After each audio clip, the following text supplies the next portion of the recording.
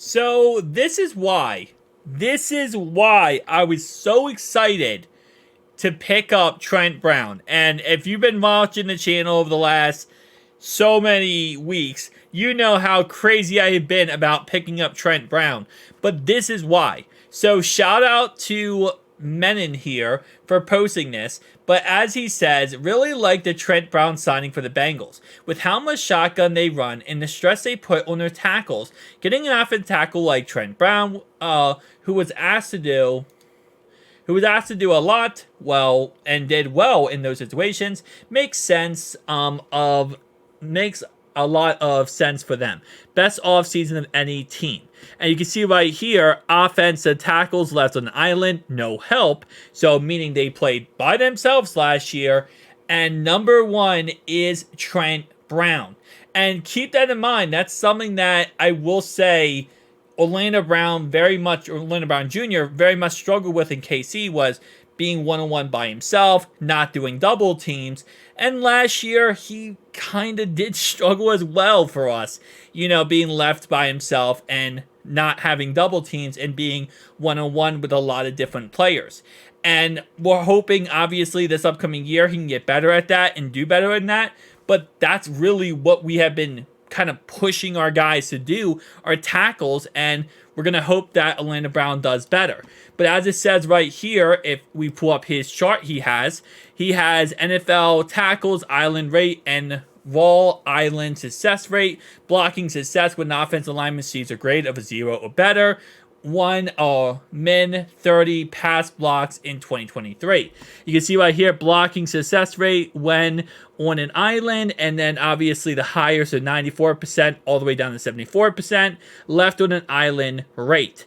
So right here we got Trent Brown, who is sitting around that 90 percentile and left on an island more than 70% of the time. So he's all the way up here in the same exact ballpark range of Lane Johnson, of Tyron Smith, of Jordan Mailata, right? So he's right on that ballpark range.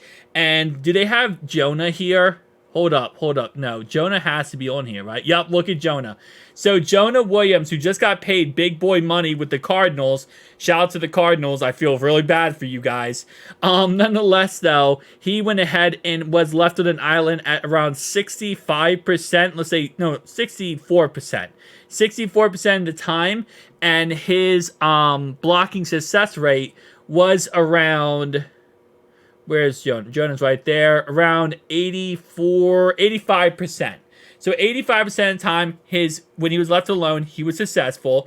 And he was sitting around a 64% of the time left alone. Now, you compare that from an 85% all the way up now to a 91%. So we're going from an 85 to a 91, so a plus 6% success rate type of player. And this said player had to be by himself a total of roughly 8% more of the time by himself and way more successful than Jonah Williams. Now again, Trent Brown is a transitional piece. He is a bridge tackle to get us to the point where we want to get to, which is drafting a franchise tackle and having him be the future. But even in the short term, I mean, Trent Brown is going to give us so much things we can do with this offense with how good he is. Listen, I know Trent Brown has injury concerns, right? I know he's not always the guy who's going to stay healthy the whole entire season. But that's the beauty of having a franchise right tackle you draft behind him. Because if we're in week 8 or week 9, and let's say, knock on wood, I hope he doesn't do it, but he gets hurt, then you have someone else that comes in and takes over. And that takeover guy is a rookie. But he spent the whole season sitting behind Trent Brown, learning, developing, learning how to play at a very high level. So when he is asked to go out there and play, when he is asked to, be great, he can be, because he's been sitting behind a guy and learning. So we're in such a beautiful spot right now.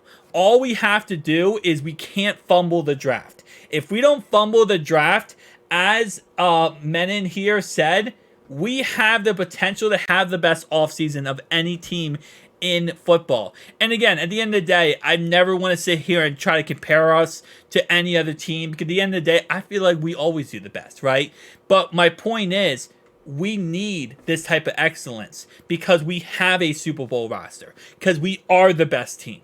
We have to have all these things go together because we're looking toward the future. We're not the team that looking to go all in right now to go win a Super Bowl. We have the team to go win a Super Bowl.